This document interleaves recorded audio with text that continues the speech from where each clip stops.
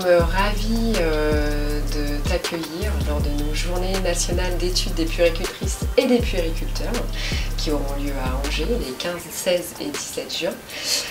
Tu viendras nous parler du syndrome du bébé secoué et des actions que tu mènes avec les associations Les mots pour le dire et Enfance et Partage pour justement prévenir le syndrome du bébé secoué.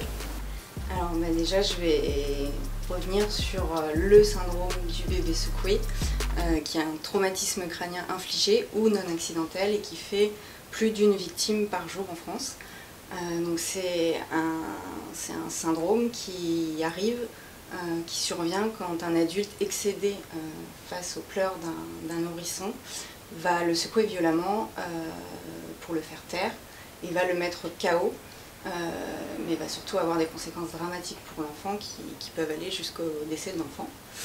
Donc on reviendra sur toute la définition, voir qui ça concerne, la fréquence et les conséquences pour le bébé.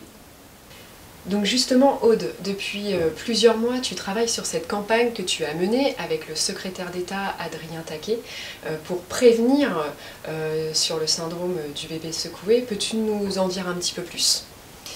Et oui Virginie, c'est vrai que j'ai voulu alerter sur cette maltraitance et on le sait, la prévention elle est indispensable pour combattre ce fléau.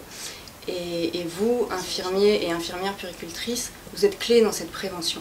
Sauf que c'est parfois difficile d'aborder le sujet du syndrome du bébé secoué, qui est sensible et délicat avec des parents de nouveau-nés.